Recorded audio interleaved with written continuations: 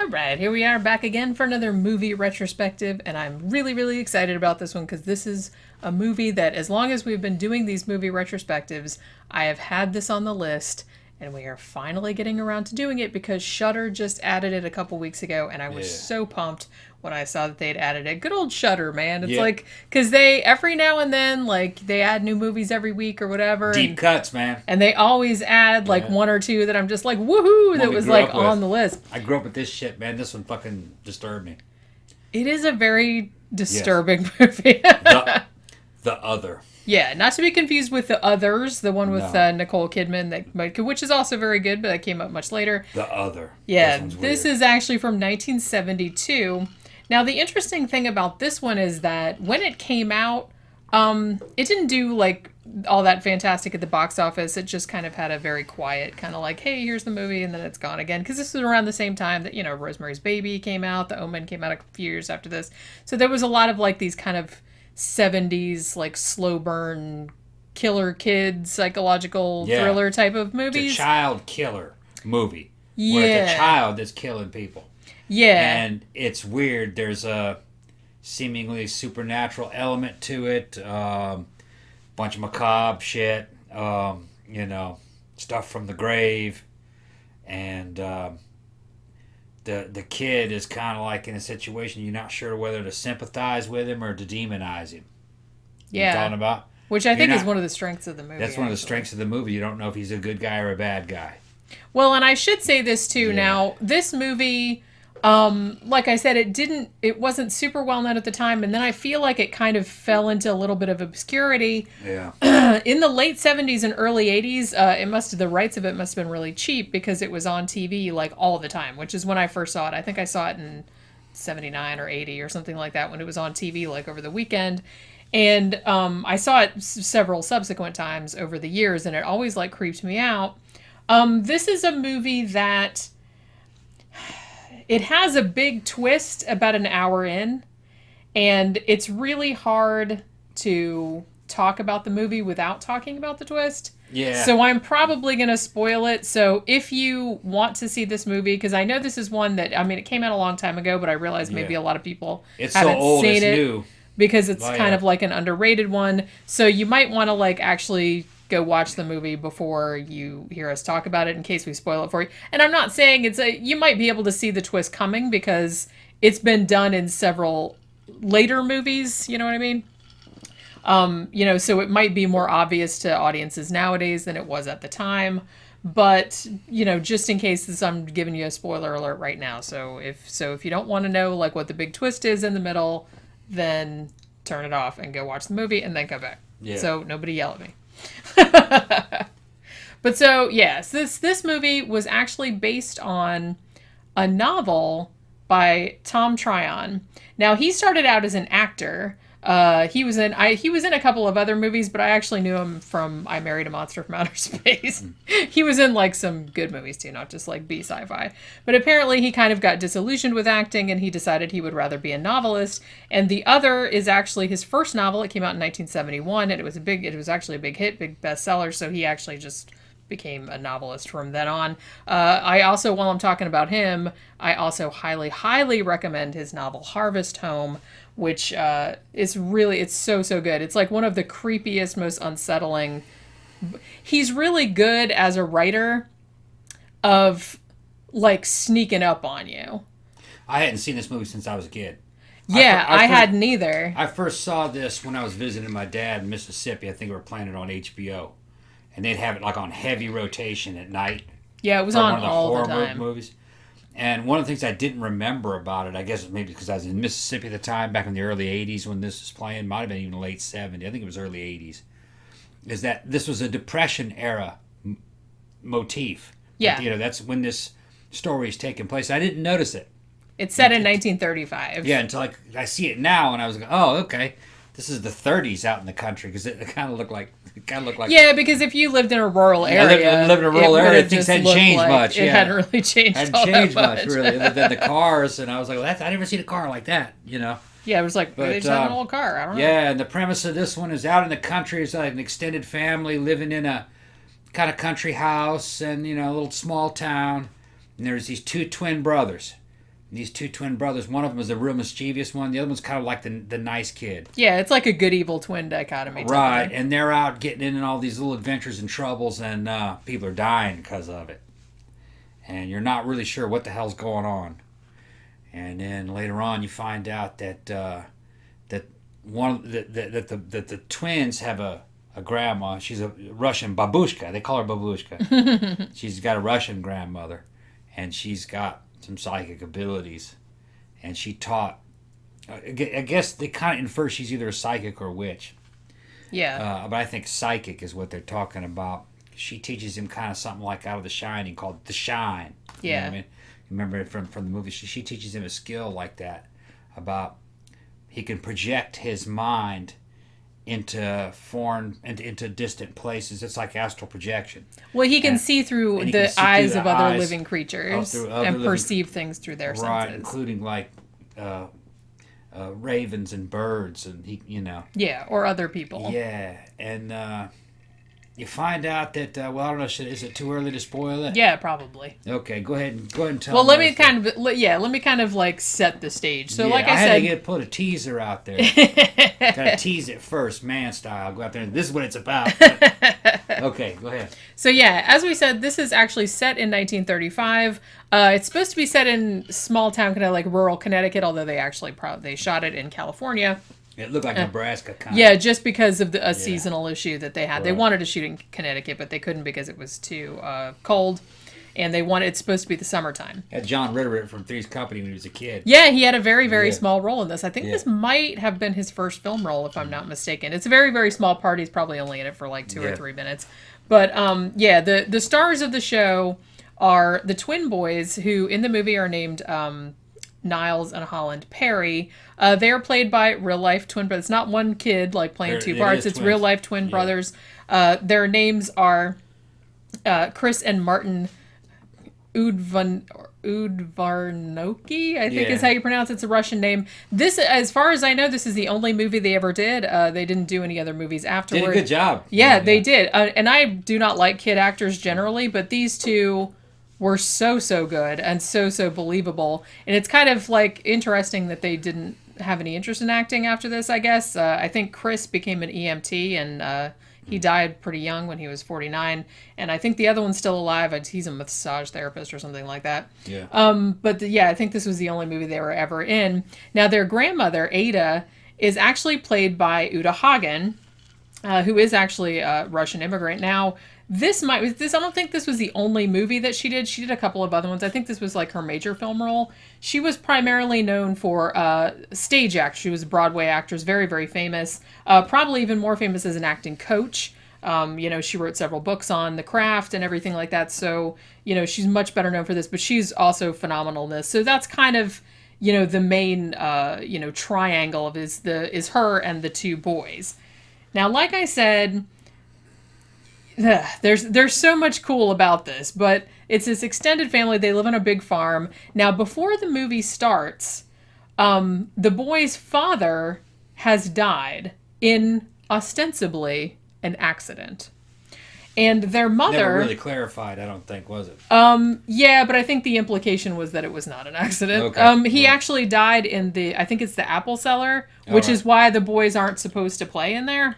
You know what I mean? They have it all locked up, like their uncle's always like getting up their ass about. Yeah. There's a lot of different angles in this movie that they don't come out and hit you in the face. You gotta follow it. You gotta follow it and pay close attention. Yeah, to what everything is said, the way the way everything is shot, you have to pay attention to it, because there's a couple things that you... The main characters are these twins, and you're kind of seeing everything from their point of view.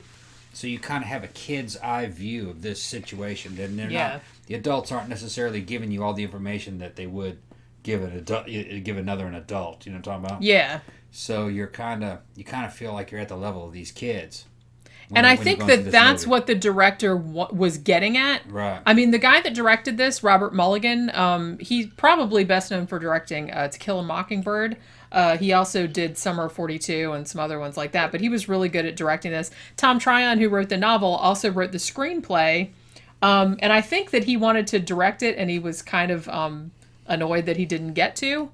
So he had kind of come out later and said that he was very disappointed in the movie. Like, he didn't think it was as good as it could have been, and it kind of bummed him out. But I don't know if that's because I think it's an amazing movie, and I think it's a really good, because I've read the book also. I think on par with Carrie, at least. Yeah, I think it's a really good adaptation. And like I said, I think it might have just been a case of him being bitter that he wasn't allowed to direct it, because they went with a director that was, a known quantity rather than just a novelist. So, But another thing I like about this too is the cinematography in this is gorgeous. It looks like the whole vibe of this movie gives me like a sort of Norman Rockwell, but like seedy underbelly of, not seedy, but just like the horror, like the horror of that's lurking under Americana. You know what I mean? It has that very much, which Harvest Home, Tom Tryon's other novel has that as well. The theme is there's a normal appearance to things, but there is not a normal reality underneath the appearance of this. Yeah. You know what I mean? There's some bad shit happening with these kids, and what these kids are doing is bad, even though some of the adults are kind of know something's wrong, but they're hiding it. Yeah, because there's a lot of shit that's not, like I said, before the movie starts, the dad is dead, and you think that, he just fell in the cellar and he died and it was a terrible accident. But you can kind of feel that people suspect the kids did it on purpose. But then, their mom is, she had a nervous breakdown or whatever, and she never comes out of her room. And she's very, she acts kind of weird toward the kids. Like, she's very, distant and standoffish toward them a little bit. Even though Niles, who is the good twin, he seems very caring and open and empathetic, whereas Holland is much more mischievous. He's always like pulling cruel pranks on people, and things of that nature. So there's that whole dichotomy going on. So as the story goes on, one of the best things about this, like I said, and Tom Tryon is good at doing this in his novels as well, because this novel and Harvest Home are really good at kind of lulling you into this sense of, everything's okay. It's this bucolic sort of setting, and everyone's nice and down home and everything like that. But then very slowly he just starts to ratchet up, the rot.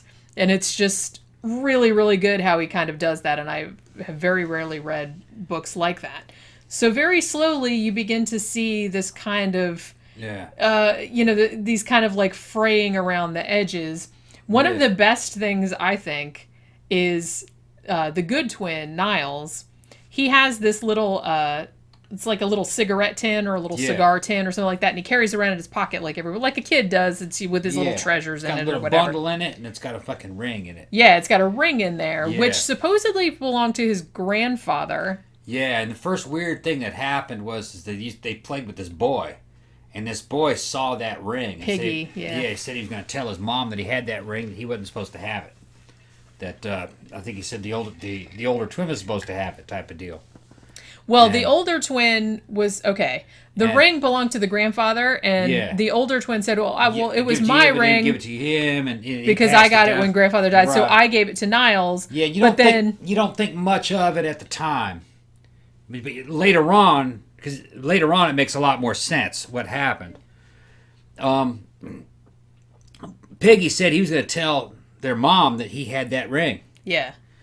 And for kind of an mysterious, unknown reason at the time, the older brother put a damn pitchfork in a big old bale of hay while Piggy was playing, and Piggy jumped on the pitchfork and died. So, and they set him up to be killed. Yeah. And it was to hide the secret behind that ring. Yeah. And you're going like, why the hell did that happen? And then the movie keeps unfolding. And man, I don't know if I keep wanting to try to spoil it, but well, I already told everybody that we're going to spoil it. What ends up happening is you realize that this evil twin is a vision. The actual twin is dead, but the younger brother is pretending that he's seeing the other twin. That's why it's called the other. And the weird thing is that ring that they killed that boy to hide the secret that he had, that ring had been buried with that brother. Yeah. But the younger one had it anyway. Not only did he have the ring, he had the finger That was one of the best. Oh, that was one of the best scenes in the movie. Came off that little boy. When I saw that in the movie, because this is what happens. Yeah. You're seeing this little tin, and it's got the ring in it. It's got some other shit, and then it's just got this little blue bundle, and you don't know what's in there. And Niles and Holland's mom starts to like suspect like what the hell's going on, because not only does Piggy get killed in a quote unquote accident, then one of their neighbors, Mrs. Rowe, she's found dead a couple weeks after she died. who had kind of fucked with the kids for like breaking some of their preserves that they were stealing or something like that. Yeah. She ends up dead of a heart attack, even though you, the viewer, knows that the kids went over there and scared her, and all these people ended up dying that crossed these boys. Yeah. Turns out there's only one. And even the mom like falls down. She doesn't die, but she gets paralyzed and like she can't talk anymore. She got paralyzed, and the mom saw the ring. And she opens the box. She knew that the twin had been, that the other twin, the dead twin, had been buried with that ring.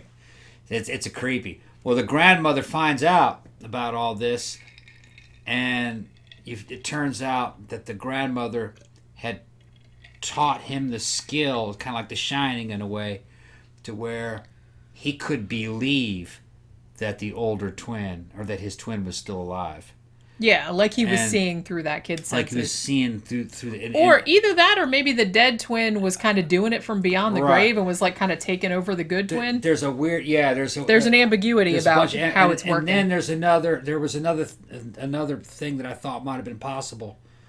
That this good twin who survived, who's imagining the bad twin still existing, might have actually been the bad twin, and he killed the good twin. And that he assumed his identity. Yeah, that could be also. That the reason why the good twin was killing people in the name of the bad twin is because he was the bad twin all along. And it was kind of a weird, you never really know. Yeah, that could be. And like he had taken over the good one just to kind of... And maybe that's why everyone was treating him. And did they ever really explain why the other twin died? He fell down the well. But wasn't the other twin? He was trying to drown a cat. That's right. I think that's what they said in the movie. Yeah. He was up to some shenanigans. Might have been. I was wondering if either he had somehow psychically resurrected that other twin and it was possessing him, or maybe there was a possibility that he was the bad twin all along, and maybe he had killed the good twin and assumed the good twin's identity. I don't know. It was just kind of something I thought of at the time. But yeah, I guess it could go either way. Because it's kind of inferred that maybe they killed their dad.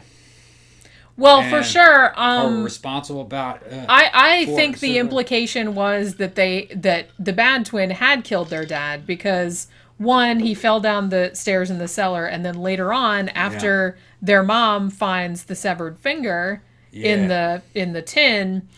She also gets pushed down some stairs, and even though she doesn't die, she's all paralyzed and she can't talk anymore, so she can't, narc on him. Yeah, and a bunch of stuff happens in the family, in the extended family, and the boy, to cover his own tracks of kind of the evil that he's done, and to hide the secrets that he's holding, they decide to set up. They kind of had I guess you would call like a feeble-minded ranch hand. Yeah.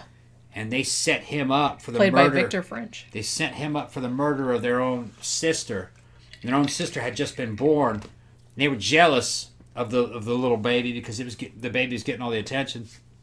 And there's this creepy scene where they're looking all over for the baby, and they finally find it in a jug of gin. Wasn't it gin or wine? Yeah, or something like there's a wine cask. Yeah, they open it up, and you can see the top of that baby's head floating. Oh, that freaked me out so bad when I was a kid. When I was a kid, it freaked me out. Well, they don't usually kill babies in movies. Yeah, they had that baby floating in the top of its head in the damn gin, and then they went out and lynched the ranch hand over the feeble-minded guy, and he was some kind of an Italian or something. I think he didn't speak English too well. Yeah, it was something like that. Yeah, and that was a way of getting rid of their little sister, and then that pushed some other people over the edge. So he could just be with his mom, right? His paralyzed mom. That was the creepy thing about this, like I said, is that, the baby was actually... They had a sister named Tori, and she was the one who was married to John Ritter's character, who I think his name was Ryder. Yeah. And so she was pregnant through most of the movie, and... You think that Niles is all into it, like he's psychic, so he's like, oh, it's going to be a girl and all this other stuff. Now, if you notice, I don't think they ever make an explicit reference to this, but if you look in a lot of shit in the background of stuff that's hanging on the kids' bedroom walls and stuff, he was super fascinated by the Lindbergh kidnapping, which happened, a couple years before that, I think, or around the same time. And when the baby disappears, because remember they go up to the nursery, and that creepy like doll lamp is laying in the crib instead of the baby. Yeah. That's what happened. And there's a ladder down the window. That's what happened when the Lindbergh baby got kidnapped. I didn't know about so that. That's what that's a reference to, even though they don't explicitly make that clear. Right. But I noticed it this time around. Like I noticed all the newspaper articles in the background of the Lindbergh kidnapping, and I think they even like had a radio thing like onto the background about it or something. So the kid was like obsessed with that. And so at some point he goes and takes the baby and drowns the baby in a wine cask. And that's, to me, that scene, every time I think of that movie, and like I said, I hadn't seen it for many years because I saw it a million times when I was a kid and it creeped me the fuck out. And then we watched it a few days ago when we saw it on Shudder, and that scene was like, it just impacted me so much, like seeing them pull the top off that cask, and there's like the top of the baby's head in there. And then like the whole thing about Niles running into the barn, Holland, where is the baby? You know, like asking the evil twin that's not there, like where the baby was and all this other shit. And it was just so creepy. Another creepy one was where he's with his babushka, and his babushka's getting him to project his consciousness into that damn crow. Yeah. And the crow's flying. He's like, I'm flying. And he goes down to say hi to the ranch hand. Remember, the ranch hand spears the bird. It was a crow, wasn't it? Spears it with a pitchfork and kills it. And or I assume it does the way it's edited. I always thought so. Yeah. Because then he clutches his chest like he got stabbed. Yeah. It was a weird scene that stuck with me. It's just the whole tone of it is so creepy. It's a creepy tone. And it's just, you wouldn't think it would be, because pretty much the whole thing is set in like the summer, and it's like just bright sun, and it's all pretty and it's all rural. That's kind of what makes it weird, though. Yeah, it's like, it's a really good example of like sunlit horror, which is what they call it, which is really, really hard to do, but when it's done well, it's like really effective. And the twins are basically happy, even though people are dying. Okay. Yeah, the evil one supposedly does it by accident, but I guess you could say, kind of makes it look like he's doing it by accident. Oh, he definitely makes it look like accident. He pulls a rat out on the old lady, and she dies of a heart attack, but he knew that she had a phobia of the rats. I guess you could say that was by accident, but he definitely did kill the piggy by putting the pitchfork in there. You could say, well, he didn't know it was going to kill him, but they definitely drowned their little sister. Yeah. And they set up the hand to take the fall for it. They lynched his ass. Yeah. But it was, and then, it was weird. It had a good ending on it, Babushka figured out what the hell was going on, and she went in there to fucking die with him, to sacrifice herself and the boy to the flames. Yeah, because she knew that there was no saving him, and she blamed herself because she was the one that taught him how to do this. That psychic thing, which they called the game, or the great game. But the thing about it, though, and they kind of reference that later on, because when he was earlier on, I think before you found out that Holland was dead, Niles was in church, and there was like a stained glass window of what they called the angel of a better day. Yeah. And remember that their grandma Ada told them that that's who would come to get them when they died. Yeah. And so there was a thing at the end where she was going to like burn down the barn with her and Niles in it, and she kind of had a nightgown on that looked like an angel thing. But the thing about it, though, is that you're meant to imply that he escaped. Now, I have heard that when this movie was shown on like network TV, that the very end of it had like a voiceover that implied not that Niles had died, but that he had got caught and that he was going to prison or going to an asylum or whatever it was. Why'd they have to do that? Because I think they thought that for network TV that it was too disturbing that the kid would get away with it. No, that he would get away with it. Yeah. Because in the movie he gets away with it. Because, the grandmother, she sets herself on fire down in the damn thing, but he escapes. Out the back. Yeah.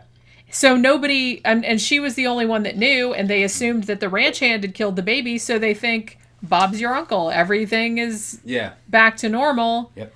So, the movie, the last you see of it, Niles is up in the window, and they're like, hey, you want a sandwich or whatever? Although the mom would have known, but she was paralyzed and mute. That's what I mean. So she couldn't say anything because she was paralyzed and she couldn't talk anymore. Yeah. So there was nobody around that knew his secret anymore, except for her, and she couldn't say anything. It's a bizarre flick.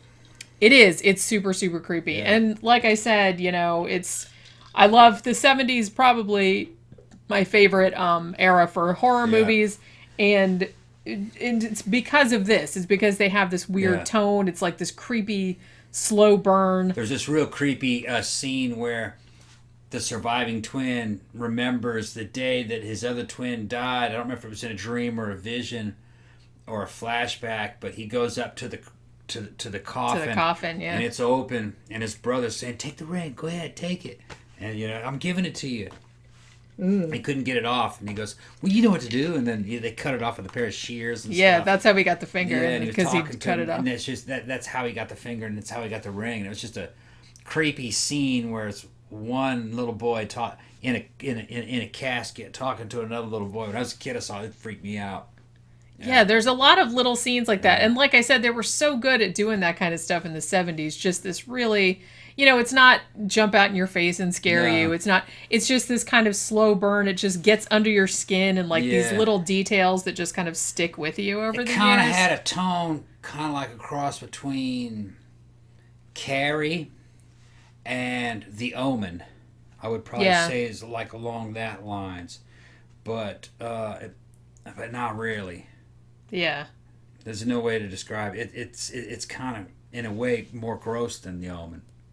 The little baby in the cast is a little more mystic. Yeah, it's like they don't show, it's not gory or anything like that, but it's just, the ideas are weird. Yeah, the implications of it. Yeah. I think that, seeing that baby's head sticking out of the top of that really, really bothered me. Twins killing their little baby sister, twins knocking their mother down the stairs and paralyzing her.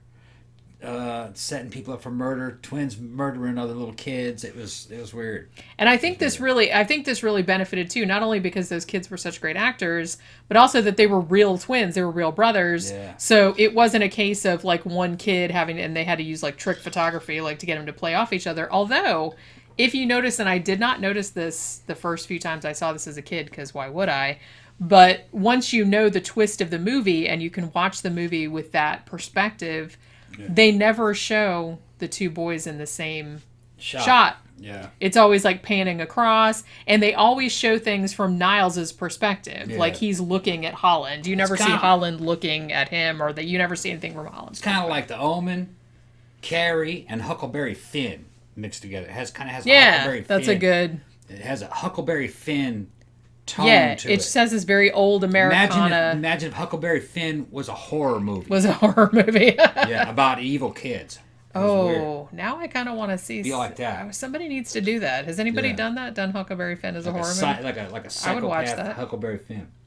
I really like Killer Kid movies. I mean, so if you like Killer Kid movies, like I said, The Omen, The Bad Seed, Village of the Damned, anything like that, you would probably dig this, I would think. And I want to say, too, that I just recently I finally got around to seeing the more recent horror movie, Goodnight Mommy.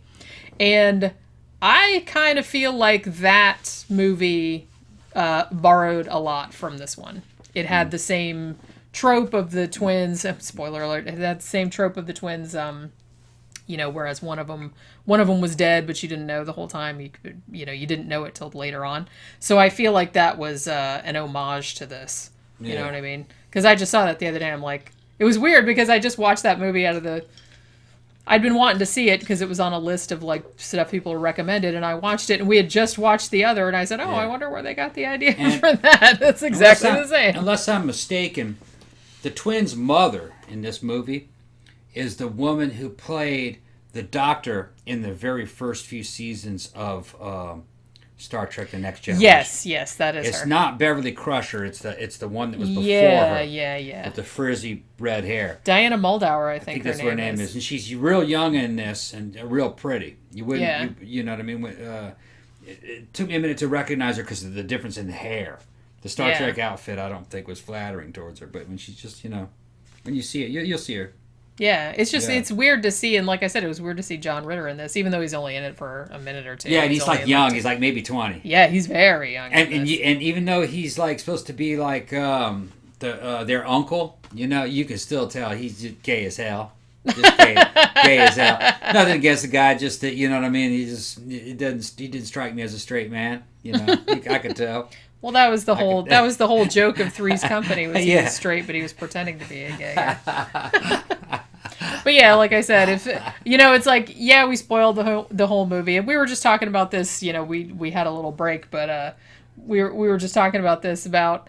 It's like I like to review these movies, but in a way, it's also a retrospective in the sense that I want to like discuss them. Right. So a lot of people that are listening to this have seen the movie, so they want to. That's what I mean, because I'm kind of the type of person that I don't watch reviews of movies before I see them, because it's like I don't like having my opinion tainted by some other idiot's opinion. Right. So if I liked a movie and I want to hear somebody else's take on it, then I will go and in that case, I want kind of an in-depth discussion. I don't care if they spoil it because I've already seen it, so it doesn't matter to me. So we've done a lot of back and forth about should we spoil the movie, should we not. Generally, we don't spoil it if it's new.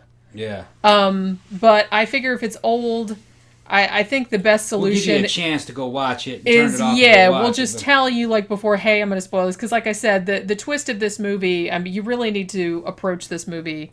If you've never seen it before, not knowing what the twist is, because it'll be a lot more effective. Not that it's not effective, seeing it again. It's good for repeat views, because I knew what the twist was, and I hadn't seen it in a long time, and I could kind of see it coming, and I was appreciating what it was doing.